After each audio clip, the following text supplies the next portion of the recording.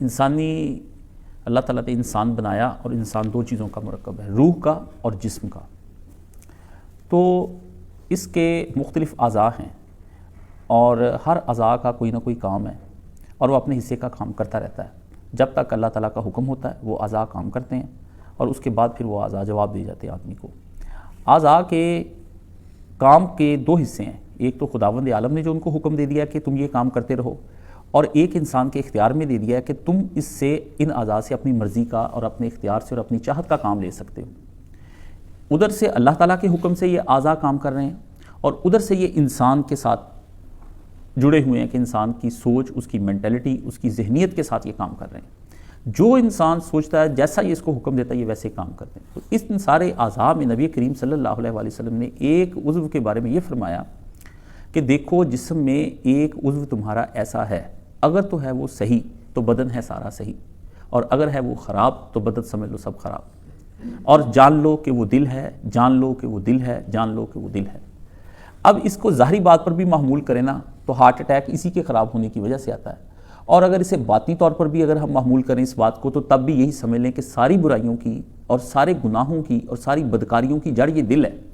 یہ دل ایک ایسی چیز ہے، اس دل کو اللہ تعالیٰ نے ایک کام سونپا ہے۔ جب یہ دل وہ کام کرتا ہے تو پھر اس کے بعد سارے اعضاء کو حکم دیتا ہے کہ تم نے بھی وہی کام کرنا ہے، اور جو مرضی کر لیں باقی سارے اعضاء، دماغ آپ کا سوچ لے، منتیں کر لیں آپ، لیکن دماغ وغیرہ جو بھی اعضاء ہیں وہ اس دل کے خلاف نہیں چل سکتے۔ یہ دل حکم دیتا ہے کہ یہ کام کرنا ہے، اس کی مخالفت میں تھوڑی دیر چلتا ہے آدمی، لیکن اس کے فوری بعد پھر اسی کے کہنے پہ بے اختیار وہ کام کرتا چلا جاتا ہے۔ اس لیے امت کو بتایا گیا کہ آپ نے اپنے دل کی حفاظت کرنی ہے۔ اگر آپ نے اپنے دل کی حفاظت نہ کی تو اس کے نتیجے میں یہ ہوگا کہ سارا کام آپ کا بگڑ کے رہ جائے گا، اور جہاں یہ دل فساد پیدا کر دیتا ہے نا، وہ فساد پھر نہ رکنے کا عمل ہے، وہ پھر ایک غلطی کرتا ہے اور اس ایک غلطی کے بعد اتنی غلطیاں ہوتی ہیں، اتنی غلطیاں وہ بچے انڈے دیتی چلی جاتی ہیں کہ اس کے بعد ان کا کلا کما کرنا مشکل ہو جاتا ہے۔ اور یہ اسلام میں اس طرح کی ظاہری طور پر بھی بڑی غلطیاں ہوئیں، اجتماعی طور پر خلافت ملوکیت کے اندر بدل گئی، یہ آپ کو پتہ ہے۔ اور اسی طرح ایک غلطی آپ سے ہو جاتی ہے اپنی زندگی میں جب آپ اس دل کو کسی غلط جگہ پر استعمال کر لیتے ہیں، اور اس کے بعد پھر یہ دل آپ سے وہ کچھ کرواتا ہے کہ آپ سوچ بھی نہیں سکتے، اور پھر آپ اسی دل کے تحت پھر آپ دیکھتے ہیں کہ زمین کے اندر فساد پھیلتا چلا جاتا ہے۔ اس لیے ایک مومن کو جو سب سے پہلی چیز ہے نا وہ یہی کہا گیا کہ وہ اپنے دل کی حفاظت کرے، اور یہ کہا گیا کہ بقلب سلیم، جب وہ اللہ تعالیٰ کی بارگاہ میں آئے ایک ایسا دل لے کے آؤ جس کو کسی بھی طرح کی روحانی طور پر کوئی بیماری نہ لگی ہوئی ہو۔ اگر اس کو کوئی روحانی بیماری لگی ہوئی اللہ کی بارگاہ میں لے کر آئے تو کسی صورت میں بھی اس کے اعمال نہیں ہوں گے، سب ضائع ہو جائیں گے، اور اس کو پتہ بھی نہیں چلے گا کہ میں نے بعد میں دنیا میں کیا کمایا تھا جس کی وجہ سے یہ سارے اعمال میرے ضائع ہو گئے۔ اس لیے دل کے بارے میں اللہ تعالیٰ کا جو حکم ہے نا، اس کی حفاظت، اور یہ دل کی بارے میں جو اتنی ہم فقہ پڑھتے ہیں نا، یہ دیکھیں فقہ کا کام ہے سوجھ بوجھ پیدا کرنا، باریکیاں پیدا کرنا، اور آپ یہ دیکھتے ہیں کہ کتنے فتاوے دنیا کے اندر شائع ہو چکے ہیں کہ حد شماری ان کا کوئی نہیں، کچھ عربی میں، فارسی میں، جس زبان میں بھی کوئی اسلام گیا تو وہاں پر جا کر کے وہاں کے لوگوں نے باریک باریک مسئلوں کو بھی لے کے نا دل کی فقہ، ایک فقہ ایجاد کی جو ظاہری طور پر اسلام کی فقہ کہلاتی، لیکن ایک فقہ فقہ القلوب بھی ہے، دلوں کی فقہ جو ہے نا، جو آدمی دین میں اس کا ماہر ہو جائے وہ آدمی متقی پرہیزگار خدا کا پسندیدہ آدمی ہے۔ اس کی فکر جو ہے نا یہ آج کے دور میں معدوم ہوتی چلی جا رہی ہے، اور دن بہ دن جس طرح ہم قیامت کے قریب چلتے جا رہے ہیں یہ دل کی فقہ تباہ ہوتی جا رہی ہے۔ کوئی آدمی، کوئی بچہ دین سارا پڑھ لینے کے بعد اگر دل کی فقہ کو نہیں نہ سمجھتا، ایک فقہ سمجھ لی اس نے جو ظاہری اعمال کی تھی، لیکن باطنی اعمال کی دل کی فقہ اگر اس کو سمجھ نہیں آئی تو آپ سمجھ لیں وہ کتنا ہی بڑا عالم ہو، اس کو متون یاد ہو، ٹیکسٹ سارا یاد ہو، وہ فاضل درس نظامی ہو، وہ کتنا ہی بڑا عالم کیوں نہ ہو، بالآخر اس کا علم موجب فساد ہے، وہ زمین پر لوگوں کو خیر بانٹ ہی نہیں سکتا، کسی صورت میں وہ شر شر بانٹتا چلا جائے گا۔ اس لیے ایک ایسا آدمی چاہیے جو ظاہر شریعت کو بھرپور طریقے سے جانتا ہو اور ادھر سے باطن شریعت کی فکر القلوب کو بھرپور طریقے سے جانتا ہو، یہ مجدد ہے۔ اور یہ آدمی جو کوئی بھی کر گیا اپنی محنت سے اور اللہ کے حکم سے اور اللہ کی اطاعت کرتے ہوئے، یہ سمجھ لیں کہ یہ کوئی بھی صدی اس کی نہیں، ساری صدیاں اسی کی ہوتی ہیں۔ اور ہمارے جو بڑے لوگوں نے اس کے اوپر کام کیا ہے وہ آپ کو پتہ ہی ہے، بڑے بڑے لوگوں نے کام کیا، مگر کمی یہ رہ گئی کہ کسی نے تو ظاہری شریعت پہ بھرپور علم حاصل نہیں کیا اور کسی نے پھر باطنی پہ بھرپور حاصل نہیں کیا۔ یہ دونوں پر جب کوئی آدمی کام کر لیتا ہے تو پھر اس کے اندر سے حکمت پھوٹتی ہے، جو اللہ تعالیٰ نے قرآن مجید میں بتایا کہ یہ حکمت وہ علم ہے جس کے ذریعے سے انسانوں کا تزکیہ نفس ہوتا ہے اور بندے پاک، صاف اور پاکیزہ کر کے اللہ کی بارگاہ میں پیش کیے جاتے ہیں اور پیش ہوتے ہیں۔ یہ وہ آدمی ہوتا ہے جس کو آپ حقیقی طور پر مرشد کہہ سکتے ہیں، شین کے نیچے زیر پڑھ کے، کہ رشد دینے والا، ہدایت دینے والا۔ مرشد وہ ہوتا ہے جو ہدایت پر عمل کرے، مفعول آبجیکٹ، اور مرشد وہ ہوتا ہے، زیر نیچے سے پڑھیں گے تو جو سبجیکٹ جو بندے کے اوپر کام کر رہا ہے نا، وہ ہوتا ہے کام کرنے والا۔ تو مرشد جو ہے یہ جب حقیقی طور پر بندے کے سامنے آتا ہے اور وہ اس فکر القلوب کو سامنے رکھ کر بندے کے ظاہری اعمال کو بھی درست کرتا چلا جاتا ہے، اس کے باطنی اعمال کو بھی درست کرتا چلا جاتا ہے، اور جو بندہ اس راہ پر چلتا ہے اس کو سالک کہتے ہیں، وہ جو راہ راست پر چلنے، جیسے مسلک ہے اس طرح یہ سالک ہوتا ہے، مسلک ہوتا ہے، مسلک کہتے ہیں راستے کو، تو سالک وہ جو اس راہ پر چلنا ہے۔ تو سالک راہ کو بڑی ضرورت ہوتی ہے مرشد کی، اور وہ سالک راہ تین طرح کے ہوتے ہیں، ایک جو مبتدی ہوتا ہے شروع پر، دوسرا جو متوسط ہوتا ہے، اور ایک جو منتہا آخر پہ ہوتا ہے جا کے، کہ پہلا ہوتا ہے ابتدائی طور پر، اس کے لیے مرشد کے احکامات اور ہوتے ہیں، جو درمیان میں جا کے متوسط ہو جاتا ہے کہ اب وہ کچھ فاصلہ طے کر چکا ہے تو اس کے لیے احکامات کچھ اور ہیں، اور اس کے بعد جو انتہا پر جا کر کھڑا ہو جاتا ہے وہ اس کے لیے احکامات ہوا۔ اس لیے نبی کریم صلی اللہ علیہ وآلہ وسلم نے اپنے تمام صحابہ کو یہ دیکھا کہ ابتدائی راستے پر میں نے انہیں کیا حکم دینا ہے، درمیان والے راستے پر کیا حکم دینا ہے، آخری پہ کیا حکم دینا ہے۔ اس لیے لوگ بعض اوقات سمجھ لیتے ہیں نبی علیہ السلام کی گفتگو میں یا آپ کی باتوں کے اندر یا حدیث کے اندر تضاد ہے، وہ تضاد نہیں، وہ بندہ دیکھ کر نبی علیہ السلام فیصلہ کرتے۔ بندہ آیا، اس نے کہا سب سے اچھی چیز کون سی ہے میرے لیے، فرمایا والدین کی خدمت کر، دوسرا آیا فرمایا جہاد کر، تیسرے کو کہا نہیں تو گھر رہ کے اپنی نمازیں ادا کیا کر، یعنی ہر بندے، ایک آیا اس کو کہا روزے رکھا کر، ہر بندے کو الگ الگ نبی علیہ السلام نے جو حکم دیے ہیں وہ اس کی ظاہری حالت کو دیکھ کر کے، اس کی باطنی حالت کو پہچان کر کے ڈسکشن کرنے کے بعد، اور کچھ تو ڈسکشن کی ضرورت ہی نہیں پڑی، وہ آیا اور اس نے سوال کیا اور وہ واپس چلا گیا۔ اب یہاں پر ڈسکشن کی ضرورت کیوں نہیں پڑی؟ کیونکہ اس کی پوری پرسنالٹی نبی علیہ السلام کے سامنے موجود تھی، برسوں سے تعلقات تھے، وہ آپ علیہ السلام کے سامنے آیا، آپ کی اس سے ملاقات ہوئی، اس نے آیا، جیسے میں شعیب کو جانتا ہوں، شہزاد سب کو جانتا ہوں، ان کو عمر کو سب کو جانتا ہوں، تو میں آ کر کہتا ہوں آپ یہ نہ کریں، آپ یہ چھوڑ دیں، تو اس کا مطلب یہ نہیں ہوتا کہ میں اچانک سے کوئی حکم دے رہا ہوں، تو میں تو یہ بتا رہا ہوں میرے برسوں کے تعلقات ہیں، پرسنالٹی سفر حضر میں نے ان کو آتے جاتے دیکھا، کھاتے پیتے ساتھ رہتے، تو میرے دماغ نے کام کیا اس وقت اس کو یہ بات بتانی ضروری ہے کہ یہ کرو،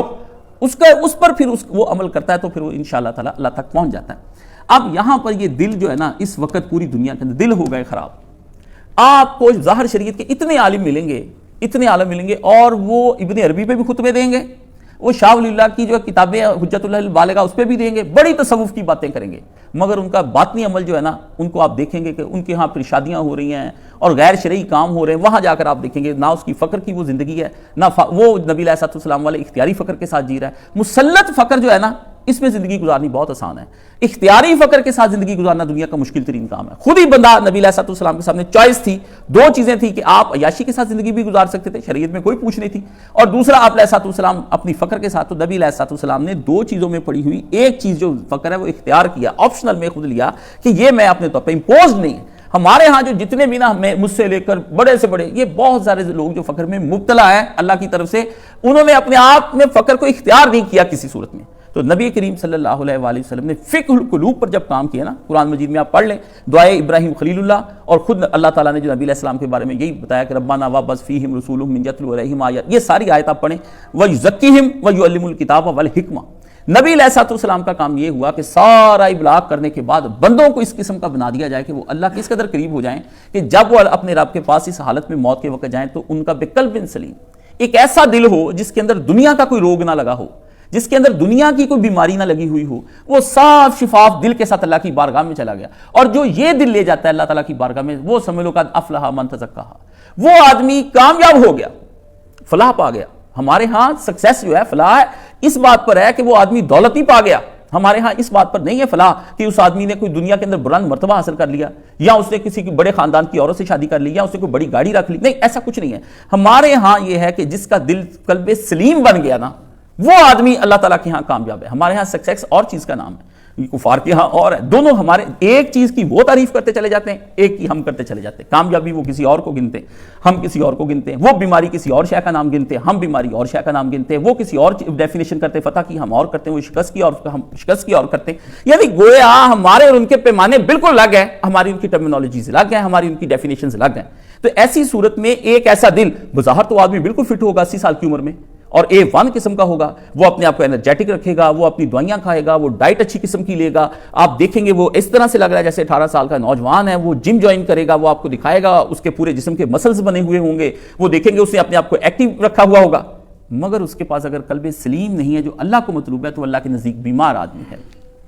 ہمارے ہاں بظاہر آدمی دنیا کے غموں میں پریشان اور بیماریوں میں لپٹا ہوا ہے، ٹھیک ہے، لیکن وہ آدمی دکھوں میں لپٹا ہوا ہے، پریشانیوں میں، مگر وہ اپنے اللہ کی رضا پہ راضی ہے، اسے شکوہ کوئی نہیں ہے، جو اس نے کہہ دیا وہ مان لیا، جو اس نے کر دیا اسی کو بھی دل و جان سے قبول کر لیا۔ اگر وہ یہ کہہ کہ اللہ میں دل و جان سے وہ نہیں قبول کر رہا اور اس کے اعمال اور اس کی باتیں بتا رہی ہیں کہ وہ نہیں قبول کر رہا، تو اللہ تعالیٰ کے نزدیک وہ آدمی قابل قبول نہیں۔ لیکن جو یہ مان رہا ہے وہ اللہ کے نزدیک صحت مند ہے، جوان ہے، تگڑا ہے، فٹ ہے، اس نے اپنے آپ کو سیٹل رکھا ہوا ہے، وہ اللہ تعالیٰ کے نزدیک قبول ہے۔ تو قلب سلیم چاہیے اللہ تعالیٰ کی بارگاہ میں جانے کے لیے۔ اس قلب پر بڑے حملے ہوتے ہیں، اتنے حملے شیطان اس کے اوپر کرتا ہے کہ آپ چھوڑ دیں۔ آخر میں جاتے جاتے اللہ تعالیٰ نے آپ کو پتا ہے جو جاتے جاتے پیغام دیا جاتا ہے نا واپس مڑ کے، وہ بڑا خاص پیغام ہوتا ہے۔ آپ گھر سے نکل رہے ہیں اور ساری ہدایت اپنے بیٹے کو دے دی ہیں یا اپنے ملازم کو یا اپنی اہلیہ کو آپ دے دیں، لیکن جو ہی آپ گیٹ تک پہنچے تو آپ نے کہا وہ والی بات لازمی یاد رکھنا جو میں نے تمہیں پہلے سمجھائی، جو اہم تھی، اس کو نہیں بلانا، باقی میں کمی بیشی بیٹا کر لینا، لیکن میرا بیٹا اس کے بعد اس بات پر فوکس رکھنا، سارے نقصان کروا لینا لیکن یہ نقصان نہ ہونے دینا، سارے نفع ضائع کر دینا مگر یہ نفع ضائع نہ کرنا۔ فرمایا الذی یوسوس فی صدور الناس من الجنۃ والناس، انسانوں یہ بات تم اپنے ذہن میں رکھ لو کہ پھر دلوں پر حملہ ہوگا، اور خناس ایک دفعہ نہیں ہوگا، فرمایا وہ ہٹ ہٹ کر حملہ کرے گا پھر ہٹ کر آ کر کرے گا، پھر حملہ کرے گا پھر آئے گا چلا جائے گا، آپ کو لگا دل پاک ہو گیا، لیکن پھر وہ گھوم گھام کے ایک ایسی جگہ سے نقب لگانے کی کوشش کرے گا جہاں پر آپ ہکے بکے رہ جائیں گے کہ یہاں سے بھی نقب لگ سکتی تھی۔ آپ کو پتہ بھی نہیں لگے گا کہ راتوں رات نہیں دن دہاڑے ڈاکہ پڑے گا، اور اتنی صفائی کے ساتھ پڑے گا کہ آپ جب جیب میں پیسے نکالنے کے لیے حشر کے دن نکالیں گے نا تو جیب نیچے سے آپ کو کٹی ہوئی ملے گی کہ میری تو جیب کٹ گئی دنیا کے اندر ہی، یہ میں کیا لے کر دنیا کے اندر۔ یہ وہ آدمی جس کو اللہ کے نبی صلی اللہ علیہ وسلم نے فرمایا کہ یہ مفلس ترین آدمی ہوگا قیامت کے دن، اور دنیا میں اس نے یہی سوچا ہوگا کہ میرے پاس عمرے ہیں، حج ہیں، زکاتیں ہیں، صدقے ہیں، خیرات ہے، جہاد ہے، نمازیں ہیں، نوافل ہیں، روزے رکھے، قرآن مجید کی تلاوت کی، دنیا میں لوگوں کے کام آیا۔ لیکن اللہ کے نبی علیہ الصلوۃ والسلام نے فرمایا ہر چیز اس کی اڑ جائے گی اور وہ کنگال اور مفلس ہو کر وہاں پر دیوالیہ ہو کر خدا کی بارگاہ میں بیٹھے گا۔ اللہ کے نبی نے فرمایا درہم دینار کا لٹ جانا یہ آدمی کو کنگال نہیں کرتا، لٹتا وہ آدمی ہے جس کے پاس نیکیوں کے سارا کچھ ضائع ہو جائے گا، اور جیب میں ہاتھ ڈالا پیسے دینے کے لیے تو دیکھا جیب تو نیچے سے خالی ہے، یا بڑی سنبھال کے بھی اندر جیب لگائی ہوئی تھی، وہ دیکھا اندر سے جب اس میں ہاتھ ڈالا پیسے خالی ہو گئے۔ یہ وہ آدمی ہے جس کا دل بیمار ہو چکا ہوگا، اللہ خناس، اس نے ایسی جگہ سے نقب لگانی ہے کہ وہ نقب بھی وہ کیا کرتا ہے، اتنا دانا بینا ہے کہ میں یہ کہتا ہوں اس جیسا دانا بینا کوئی اللہ نے پیدا نہیں کیا۔ یہ سرکاری پہلوان ہے شیطان، ابلیس، اور انسانوں میں سے ابلیس اور جنوں میں سے ابلیس، یہ ایسے پہلوان ہیں جو 24 گھنٹے پھر رہے ہیں، ہرکارے پھر رہے ہیں، اور آپ کے گھر کے گرد گرد پھر رہے ہیں۔ دل بیت اللہ ہے، وہ چاہتا ہے بیت اللہ کو کسی طریقے سے لوٹ لیا جائے، تو وہ بیت اللہ کے اندر پڑا ہوا جو سونا ہے نا ایمان کا، نبی علیہ الصلوۃ والسلام نے اصلی بیت اللہ کا بھی سونا جو تھا وہی رہنے دیا، اس کو نکالا نہیں، ایمان کا وہ بیت اللہ کے اندر جو ایمان ہوتا ہے اس کو لوٹ لیتا ہے وہ، اور پھر پتہ نہیں آدمی کو چلتا کہ یہ ڈاکہ کیسے پڑ گیا، مجرم کدھر سے آیا تھا چور میرے گھر میں چوری کرنے کے لیے، راستہ اس نے کون سا اختیار کیا۔ اور دو راستے اس کے پاس بڑے ٹاپ کے ہیں، ایک تو راستہ گناہوں کا ہے، اس کے اندر وہ خوبصورت گناہوں کو بنا کر دکھاتا ہے، جس سے آپ کو یہی پتہ لگتا ہے کہ نہیں یہ گناہ کر لینے میں کیا کوئی برائی ہے، اور اس کے لیے یورپ نے ایسا خاص انتظام کیا کہ پچھلی پوری تاریخ امت کی پڑھ لیں، انسانوں کی تاریخ 5000 سال کی تاریخ پڑھ لیں جو اس وقت ان کے پاس اویلیبل ہے،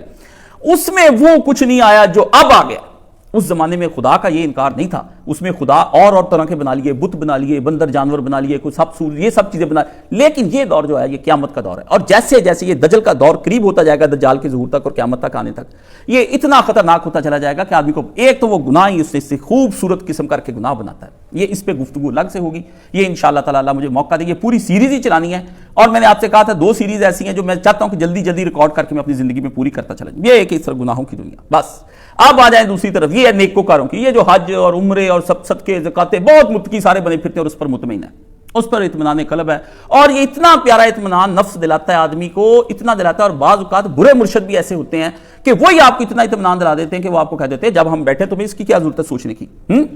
تم کرو جتنا اپنی مرضی سے تم جو کرنا چاہتے ہو، جب ہماری شفاعتیں ہوں گی، دعائیں ہوں گی، ہم تمہارے پیچھے ہیں، تو وہ آپ کو مرشد بھی بیمار کرتا چلا جاتا ہے، وہ آپ کو اور زہر کی تھوڑا سلو پائزن دیتا چلا جاتا ہے، آپ کو نہیں پتا چلتا، لیکن آپ یہ سمجھتے ہیں کہ میرا وہ سلو پائزن جو ہے نا میں ابھی جی رہا ہوں، وہ آہستہ آہستہ آپ کے قلب کو روگ لگاتا جا رہا ہے اور قلب سارا آپ کا بیمار ہوتا چلا جائے۔ یہ ہے نیکوکاروں کی دنیا، ادھر ہے بدکاروں کی دنیا، ادھر نیکوکار کی کشتی بھی ڈوب رہی ہے، لیکن اس کشتی کا احساس نہیں ہوتا نیکوکاروں کو کہ ہماری کشتی تو ڈوب رہی ہے، اور بدکاروں کو اس قدر لذت ہوتی ہے کہ ان کو لذت کی وجہ سے نہیں پتا چلتا کہ ہماری لذت کی وجہ سے کہ ہم ڈوب رہے ہیں، جیسے شرابی کو پتا نہیں چلتا وہ شراب پہ شراب پیتا چلا جاتا ہے، زنا بھی کرتا ہے، اس سارے ڈیوریشن میں اس کو کوئی پتا نہیں ہوتا یہ گناہ ہے، وہ بڑے آرام سے لذت لے کر کرتا رہتا ہے، یہ لذت کی وجہ سے ڈوبتا چلا جا رہا ہے، وہ اپنے گناہ نیکی کے نشے میں ڈوبتا چلا جا رہا ہے. اور اس طرح دونوں کی کشتیاں جب حشر کے دن جائیں گی نا، دونوں سوراخ شدہ، ڈوبی ہوئی، غرق شدہ، برباد شدہ خدا کی بارگاہ میں پہنچیں گی. اس لیے حضرت عمر فاروق رضی اللہ تعالیٰ عنہ نے فرمایا کہ 1000 آدمی کی لائن لگی ہوگی، 999 جو جہنم میں چلے جاتے ہوں گے اور ایک ایک آدمی جنت کی طرف جا رہا ہوا. اتنا سخت 50,000 برس کا دن ہے. یہ میں مولانا مرحوم کے پاس ایک دفعہ بیٹھا تو میں نے یہ شفاعت کے مسئلے کے بارے میں اور بڑی باتیں کی اور اس طرح سے کی کہ تیسرا گروپ بھی کوئی بتائے نا جن کے بارے میں ہم یہ کہتے ہیں کہ ہم کچھ انشاءاللہ بخشے ہی جائیں گے. انہوں نے پھر اس وقت مجھے ایک بڑی بات ہم کی، وہ بھائی بات آپ کو ہضم ہو یا نہ ہو، کسی کو وہ اچھی لگے یا نہ لگے مجھے نہیں پتا، میری وہ راستہ درست کر گئی. آپ اپنے راستے درست کریں، ہم اپنے راستے کے ہیں لیکن آپ کے راستہ بتانا ہی ہے ہمیں. انہوں نے مجھے کہا کاشف بندے دو ہیں، ایک کا ذکر اللہ نے قرآن مجید میں کیا، وہ نیکوکار ہی ہیں، بس وہ اللہ کے بارے میں لگے، وہ گناہ نہیں کرتے، گناہ سے بالکل پرہیز، ایک بھی نہیں کرتے، چھوٹا بھی نہیں کرتے اور بڑا بھی نہیں کرتے. وہ اپنی نگاہ بھی خراب نہیں کرتے. پہلی نگاہ بھی جو کہتے ہیں نا کہ پڑتی، ایک جو کہتے ہیں نا، یہ پہلی بات یہ بھی مولانا سے ہم نے پوچھی تھی کہ پہلی نظر معاف ہے اگر آپ کسی کی طرف نظر دوڑاتے ہیں، غیر محرم کی عورت دوڑاتی ہے یا مرد دوڑاتا ہے، نہیں. انہوں نے کہا سڈن جو اچانک آپ جا رہے ہیں تو آپ کی نظر پڑ گئی، یہ نہیں کہ پہلی دیکھ کے دانستہ، یہ کوئی نہیں معاف موف، یہ نہیں اللہ کی طرف، یہ آپ نے پورا ارادہ کیا، بس اس راستے میں کوئی آ رہا تھا آپ نے دیکھ لیا کسی. یہ گناہ کے بارے میں یہ ہے کہ اچانک سے، یہاں سے فلسفہ کیا نکلا گناہ کا کہ معصیت اور گناہ اچانک ہو گیا، پلان نہیں کیا. وہ اللہ تعالیٰ کہتا ہے میں کہیں بندے کو معاف کرتا ہوں. یہ پلان کر لینے، یہ بنا لینے، سالوں سالوں چلنے اور پھر ان سے جان نہ چھڑانی اور ان کے پیچھے لگ کے ان کو کوئی شرعی رنگ دے لینا، یہ کوئی نہیں میرے بھائی. یہ میں نے پچھلے 10 دنوں کے اندر نا کچھ چیزیں آئیں، کچھ مجھ سے مطالعہ ہوا، کچھ میرے سامنے حیرانی ہوئی کہ غامدی کو ماننے والی ایک خاتون ہے اور وہ بے پردہ ہے اور وہ آج کل شرح کر رہی قرآن مجید کی اور کہتی ہے کہ سارے مولویوں نے قرآن مجید غلط سمجھا. اب ادھر سے حملہ ہو گیا. بھائی آپ ہمیں بتائیں ہم کس طریقے سے اب ہم آپ کی جان چھڑائیں؟ ہم تو پھنسے پڑے علماء، ہمیں ایک بند کرتے ہیں راستہ، دوسرا نہیں، تیسرا شیطان تو ڈالا ڈاک کے. یہ ایک ہے اور دوسرا گروپ وہ ہے ایک متقیوں کا اور ایک گناہ گاروں کا ہے. تیسرا گروپ بھائی جان اللہ تعالیٰ نے کوئی نہیں بتایا قرآن مجید کے اندر. یہ مولانا کا ایک تبصرہ سنا اور دوسرا سنا میں نے اپنے والد صاحب کا. مدتوں بعد انہیں قرآن مجید کو کھولا، اس کا ترجمہ پڑھا، کہتا ہے یار قرآن مجید تو بہت کلیئر کٹ بات کر رہا ہے. یہ تو کہتا ہے یہ برے یہ اچھے، باقی کوئی راستہ ایسا نہیں ہے کہ جو ہم کہیں گناہ گار ہو، نہ گھبراؤ، شفاعت ان کے گھر کی ہے، ایسا کچھ نظر نہیں آ رہا ہمیں. اللہ دیں گے اجازت نبی علیہ السلام کو، ٹھیک ہے، لیکن آپ نے ضرور کسی بڑے مصیبت سے گزر کے کروڑوں سال جہنم میں جلنے کے بعد ہی پھر جنت میں جانا ہے. یہ آپ نے چوائس کس طرح سے کر لی؟ یہ بھی کوئی نہیں کہا کہ آئیں گے گناہ گار، نہیں، سزائیں ہونے کے بعد. اللہ کے بندے سزائیں آپ وہ ملی سمجھتے ہیں. میں نے یہی بات مولانا سے کی، میں نے کہا سزائیں، انہوں نے کہا توبہ کر، اللہ سے ڈر. سزائیں 1 سیکنڈ کی سزا بھی نہیں ہونی چاہیے ہمیں، 1 سیکنڈ کے نینو سیکنڈ ہے نا، اس میں بھی سزا نہیں ہونی چاہیے. اللہ سے پناہ مانگنی چاہیے. 1 سیکنڈ کے لیے آپ کو بھڑکتی ہوئی بھٹی کے اندر کوئی بندہ کہے یوں نکال کے ڈال لوں گا تو آپ برداشت کر لیں گے؟ دنیا کی آگ کو 70 گنا زیادہ پڑے گی. اس لیے یہ دل بچانا بڑا لازمی ہو گیا. اگر یہ دل نہ بچا، میری طرف سے آپ بیمار پڑیں، جگر جاتا ہے، گردے جاتے ہیں، ہاتھ جاتے ہیں، آنکھیں اندھی ہو جاتی، پاؤں خراب ہو جاتے ہیں، ہاتھ کٹ جاتے ہیں پاؤں، یہ کچھ نہیں ہوا بھائی، یہ سارا کچھ بحال ہو جانا ہے اور ہمیں مل جانا ہے. پر یہ دل شریف جو ہے نا، قلب، جس کے بارے میں اللہ کے نبی نے فرمایا کہ وہ اگر برباد ہو گیا تو سب لو سارا جسم بھی جہنم کے اندر گیا، اور جس نے اپنے آپ نے قلب کو بچا لیا، اللہ کے نبی نے کہا وہ سارے کا سارا جنت میں چلا گیا. تو یارو، یا مقلب القلوب ثبت قلبی علی دینک، اس سے بڑی دعا ابھی تک کوئی نہیں آئی. باقی دعائیں ساری بات کی ہیں کہ اس سے پناہ مانگی، اس سے پناہ مانگی، یہ مانگا وہ مانگا. میرے نزدیک اس وقت جو سب سے بڑی قیامت آ گئی نا اہل دین پر، اہل دنیا کو آپ چھوڑ دیں، ان کا تو مسئلہ ہی اور ہے نا. ہم اہل دین پر جو قیامت آئی پڑی ہے نا، کسی جماعت کو آپ نکال کر دیکھ لیں، یا مقلب القلوب، سب اپنے دل ہی ہمارے ٹھکانے پہ نہیں رہ گئے. اس لیے کبھی ہم فتوے اور بناتے ہیں بھائی بینکاری کے لیے، کبھی ہم اختلاط مرد و زن کے لیے اور بناتے ہیں، موسیقی کے لیے، رقص کے لیے، ہم روزانہ ہی مسئلے بدلتے ہیں، مختلف آراء. سارے اہل دین ہی پاؤں سے نکل گئے. اس مغرب کی تیز ہوا نے نا، اس غرب نے ہمیں غرب شدہ جو کر دیا ہے کہ ہمیں اس طرح سے اس نے ہمارے پاؤں کھاڑ دیے ہیں کہ ہم حیران اور پریشان ہیں، ساندھی کے سامنے ہم کھڑے نہیں ہو سکتے. اور وہ جو قرآن مجید میں سورہ الاحزاب کے اندر اللہ نے نقشہ کھینچا نا کہ قلوب الحناجرہ یا زاغت قلوب، یہاں تک دل آگے حلق، بالکل وہ آ گئے،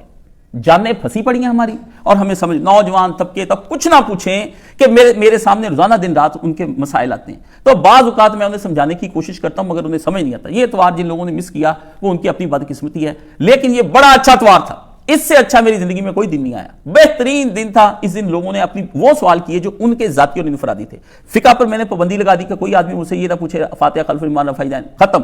علم کلام مجھ سے کوئی نہ پوچھتا پھر عرش کیسا ہے، فرش کیسا ہے، زمین کیسی، فرشتے کیسے، نظر کیوں نہیں آتے، بند. یہ ایمانیات کا دائرہ ختم، پرے کریں اس چیز کو. یہ بہت بیان کر دیا، اتنا بیان کیا بھی 30 سالہ استاد کا ریکارڈ ہے، 10 سالہ میرا، 40 سالہ ریکارڈ سن لیں، سارے مسئلے حل ہو جائیں گے. آگے آ گیا اگلا مسئلہ. اب میں نے جس سے بھی پوچھا میں نے کہا صرف انفرادی بتانا ہے کہ تمہیں اس وقت کیا مسئلہ ہے. یہ آج کے دور میں تمہیں کوئی اپنے اعمال کرنے میں پریشانی ہو رہی ہے تو وہ کیوں ہو رہی ہے؟ اور تم اپنی توجہات کسی اور جگہ پہ رکھ رہے تو کیوں رکھ رہے ہو؟ اور تمہارے دل میں شہوات نے جنم لیا تو کیوں جنم لیا؟ اور تمہارے دل کے اندر شبہات نے جنم لیا تو کیوں جنم لیا؟ یہ بات آپ مجھ سے کریں تو اللہ کے فضل سے صبح ہم 9:45 بجے شروع ہوئے ہیں اور شام 5-6 بجے تک یہی کام ہوتا رہا ہے. اللہ نے مجھے بھی نہیں تھکنے دیا, بندے بھی نہیں تھکے, کام بڑا اچھا ہوا ہے اور دل کو بڑا اطمینان ہوا. مزید سوال کرنی ہم نے کسی کو کرنے دیا. اب یہی کام بڑھا, میں نے اس میں محسوس کیا کہ قلب بیمار ہو گیا سارا. اور قلب کی فقہ اگر تم نے نہ بیان کی اپنی زندگی کے اندر, اور انہوں نے کتابیں لکھی ہیں اس کے اوپر, میں بھی انہی سے پڑھ کر آپ لوگوں کو بتاتا ہوں. یہ نہیں کہ میرے اپنے اندر کوئی چیز ہے, لیکن یہ ہو جاتا ہے میں اسے آسان کرتا ہوں, نرم کرتا ہوں, ملائم کرتا ہوں. جیسے ایک بچے کو سیریلیک پڑھا دیا جاتا ہے نا, اسی طرح سمجھ لیں کہ میں سیریلیک, میرے پاس کوئی نئی چیز ایسی نہیں ہوتی. یا میں نے مولانا کا خطبہ سنا ہوا ہوتا ہے, یا میں نے کوئی کتاب ہی پڑھی ہوتی ہے, یا میں نے تفسیر سے کوئی چیز نہیں ہوتی انہی میں سے ہیں. بس یہ ہے کہ اس کی ترتیب یا انداز بیان اور طریقے سے بنا کے آپ کو ہم دے دیتے ہیں. یہ مجھے اعتراف کرنا چاہیے. اگر میں یہ اعتراف نہ کروں اور میں کہوں الگ سے میں کوئی کام کر رہا ہوں, تو میں امت کے اندر تجدد پسند ایک نئی شے لے کر آنے والا ہوں, جس سے مجھے اللہ مامون اور محفوظ فرمائے. کوئی بدعتی کام کرنے والا ہوں کہ جو میں نئی بدعت ایجاد کر رہا ہوں, نہیں. کام وہی ہے جو ہمارے پیارے نبی صلی اللہ علیہ وسلم کر گئے. انہی کی باتوں کو ریپیٹ کرنا ہے اور آپ کو بتانا ہے. تو میرے بھائی یہاں فکر القلوب کا مسئلہ ہے, مسئلے دونوں کے حل کرنے ہیں. وہ بندہ جو گناہوں میں لتھڑ گیا اور اس کو دنیا کے اندر سرور اور مزہ اور لذت آ رہی ہے اپنی دنیا کے کاموں میں, خدا نے جو اس کے ذمہ کام لگائے تھے وہ بالکل ہی بھول گیا ان کاموں کو اور اپنی مرضی میں زندگی. اور وہ لوگ جو دینی کام کر کے بڑے مطمئن ہو کر بیٹھے ہوئے ہیں کہ نہیں ہم یہ کام کر رہے ہیں نا, نمازیں پڑھ رہے ہیں, روزے رکھ رہے ہیں, یہ سارا کام چل ہی رہا ہے انشاءاللہ تعالی. یہ ادھر سے کو یہ آ گیا. اس کے بعد آ جاتی ہیں, اس کے اندر جو میں نے گفتگو کرنی ہے وہ ہے حلال شہوتیں. حلال شہوتوں پر بات کرنی ہے. یہ اللہ تعالیٰ نے مجھے ایک موضوع سجایا ہے کہ اس موضوع پر بات کرو, بربادی کس طرح سے نیک لوگوں کی آ رہی ہے. وہ حرام شہوتوں میں مبتلا ہیں, یہ جتنے بھی ہمارے نیکوکار ہیں یہ حلال شہوتوں میں مبتلا ہیں. یہ شہوتیں, یہ بھی اس کا اینڈ بھی جہنم میں ہے اور اس کا اینڈ بھی جہنم ہے, دونوں جہنم میں. مگر یہ نیکوکار یہ سمجھتے پھرتے ہیں کہ نہیں یہ سارا کچھ حلال ہے, دکھائیں شریعت میں کہاں پر ہے, دکھائیں ہمیں اس کی نص کہاں پر ہے, آپ دکھائیں نا کہاں منع ہے. یہ باتیں وہ ہم سے کرتے ہیں. اور ایک طرف وہ اپنی دنیا کو جس طرح سے سوار رہے ہیں اور جو جیسی غفلت وہ برت رہے ہیں کہ دین کے اوپر اس وقت قیامت آئی ہوئی ہے, اور وہ اپنی حلال شہوتوں کے اندر اس طرح مگن ہے کہ وہ اس طرح حرام والے بھی مگن نہیں ہیں جتنے یہ حلال والے مگن ہیں. اور اس کو انہوں نے سارا اسلام کے اتنے ورژن نکال لیے. میں نے 53 ورژن نکالے, میں نے ابھی میرے پاس لکھے پڑے 53 قسم کا اسلام ہے جس وقت مسلمان مان رہے ہیں, اور اس کی وجہ سے پوری دنیا میں وہ غافل بھی ہیں اور اپنے رب سے دور بھی ہیں. مجھے اللہ تعالیٰ یہ توفیق عطا فرمائے کہ مجھے اللہ تعالیٰ اس پر بات کرنے کی توفیق عطا فرمائے. میں اپنی اور آپ کی کوئی راہ سیدھی کر جاؤں اور کسی کے لیے مشعل راہ بن جاؤں, اور میری ذریعے سے ہزاروں نہیں, لاکھوں نہیں, کروڑوں لوگوں کو اللہ تعالیٰ فیض یاب کرے. ان سب کی وجہ سے اللہ تعالیٰ میری بھی مغفرت فرما دے. میری ہمت اور قوت کے لیے دعا کریں, اور میری طاقت کے لیے روحانی طور پر دعا کریں. روحانی طاقت بھی اب میری ختم ہوتی جا رہی ہے. میں محسوس کرتا ہوں جتنا میں دنیا کی چیزیں پڑھتا چلا جاتا ہوں اس میں الجھتا جاتا ہوں اور مقابلہ کری جا رہا ہوں. تو آپ کو پتا ہے کہ جب دشمن زیادہ ہو جائے تو بندے کی طاقت بھی کم ہونی شروع ہو جاتی. تو اس سے مجھے یہ احساس بھی ہو رہا ہے کہ میں روحانی طور پر بھی بہت زیادہ, کیونکہ 4 مہینے ہو گئے 5 جب سے حج سے میں آیا ہوں, میں کچھ لکھ نہیں سکا. بہت لکھنے کی کوشش کی مگر کیا دل اتنا پریشان ہے, ایسے مٹھی کے اندر بند جس طرح نہیں ہو جاتا دل, اس طرح سے ہے. تو یہاں پر ہم دعا پھر اللہ سے کرتے ہیں کہ اے میرے رب دین پر میرے دل کو مضبوط فرما, اور میرے دل کے اندر ایسی کشادگی پیدا کر دے کہ میں تیرے انوار اور تجلیات کو اب پورا ابزارو کر کے جذب کر کے نا اپنے بھائیوں کو یہ ساری دے سکوں. یہ امانت ہے جو اللہ تعالیٰ کی طرف سے. آپ میرے لیے دعا کریں. راستہ بڑا پھسلن والا ہے. اور ایک بات اس میں آپ سب کو کہہ دوں, آپ میں سے 20 چہرے ایسے ہیں اور بھی دوسری جگہوں پر لوگ بیٹھے, یہ سارے آپ میرے اپنے ہی ہیں اور میں بھی ہوں, میرے اپنے بہن بھائی بھی ہیں. میں سب کو جب کسی نہ کسی چیز میں مبتلا پاتا ہوں نا تو سمجھ لے وہ ایک گروہ کے گناہ میں مبتلا پاتا ہوں. فرض کریں جیسے میں کہتا ہوں شرک ہے, تو شرک کتنے لوگوں کے اندر مبتلا ہے, ہزاروں لوگ اس کے اندر مبتلا ہیں. بدعت, اب یہ نہ ہو کہ میں بات کروں تو آپ کہیں آپ نے میرا ہی نام لیا ہے. تو اگر آپ کا نام میں نے لیا نہیں, اس کے بغیر ہی آپ اکیلے نہیں ہیں, میں اکیلا کاشف نہیں ہوں. ایک کاشف وہ ہے جو پورا گروپ بھی کاشف کا ہے جو کروڑوں لوگوں میں ہے. میں کسی اگر شرک کے اندر مبتلا ہوں یا بدعت کے اندر مبتلا ہوں یا کسی تکبر کے اندر مبتلا ہوں یا کسی جنسی چیز کے اندر مبتلا ہوں, تو وہ پورا ایک طبقہ ہی ہے جس کو میں پکار رہا ہوں. اب آپ میں سے کچھ بندوں کی بعض باتیں مجھے ظاہری طور پہ بھی پتہ ہوتی ہیں, بعض بندوں کی باتیں مجھے باطنی طور پہ بھی پتہ ہوتی ہیں. تو وہ کہتا ہے یہ مجھے ہٹ کیا گیا ہے, مجھے. تو اگر تمہیں ہٹ کیا گیا ہے تو بالکل خدا کی قسم اس ممبر پر بیٹھ کر کہتا ہوں تمہیں ہٹ کیا ہے میں نے. کیوں؟ میں چاہتا ہوں کہ تم جنت میں چلے جاؤ. میں کہتا ہوں تمہاری دنیا اگر برباد ہو جائے نا اس میں تو کوئی مسئلہ نہیں, پر تمہاری آخرت برباد نہ ہو. یہ دن نکل جانے ہیں اور نکل گئے ہیں, اور رہ جانے پیچھے کچھ بھی نہیں, تھوڑے سے دن پیچھے رہ گئے ہیں. قیامت اللہ کے نبی علیہ السلام نے فرمایا چند نشانیاں پوری ہوں گی تو یوں سمجھ لو جیسے ماں کے پیٹ میں 9 ماہ کا بچہ پورا ہو جائے, اب جنا کے تب جنا. قیامت اس طرح قریب آن کھڑی ہے. اور وہ لوگ جو قیامت کی نشانیاں دجال اور مہدی ان کے بارے میں بڑے پریشان رہتے ہیں نا, ان لوگوں کو میں تنبیہ کرتا ہوں. یہ بھی میں نے پڑھانی فقہ الفتن, یہ ہے فقہ القلوب, وہ ہے فقہ الفتن. فتنہ کی جمع فتن, اور فتن کہتے ہیں آزمائشوں کو. یہ بھی آپ کو سمجھانی کہ نبی علیہ الصلوۃ والسلام نے یہ جو باتیں بتائی تھی یہ اس لیے بتائی ہیں کہ آپ ان میں پڑھنے کی بجائے تیاریاں کر لو. جیسے آپ بیٹھے گھر میں, آپ کو اچانک آواز آتی ہے کہ روزہ بند ہونے میں 20 منٹ باقی رہ گئے ہیں, تو آپ اس کی ڈیٹیل لینے نہیں چلے جاتے کہ مؤذن کون ہے, اندر کون سی گھڑی اس نے رکھی ہوئی تھی, کس مسجد سے آواز آئی ہے. آپ اپنا روزہ جلدی جلدی کھانے پینے کو ختم کرنے کی کوشش کرتے ہیں تاکہ میں روزے کے ٹائم تک اپنا سارا ختم کر لوں. یہ جو نشانیاں اس کی آ بھی جائے نا, ابھی رجال آ جائے, امام مہدی جنگ بھی لگ جائے, آپ کو کوئی اس کا فائدہ نہیں ہونا, ایک رتی کا بھی فائدہ نہیں ہونا. الٹا یہ آپ کے لیے آزمائش بن جانے ہیں. اور دیکھ لیں کہ جتنے بھی بڑے بڑے اسکالروں نے اس کو بیان کیا نا, کچھ بھی نہیں, لوگ ان کے مزے لے رہے ہیں اور بات کچھ نہیں. دین کی فقہ کی طرف آئیں تاکہ میں آپ کو سچا علم جو ہے وہ اللہ کے نبی صلی اللہ علیہ وسلم کا جو میں نے سارے علماء سے پوچھ بیٹھ کر ان سے حاصل کیا آپ تک پہنچا سکوں. اللہ تعالیٰ مجھے اور آپ کو سلامت رکھے. وآخر دعوانا الحمدللہ رب العالمین.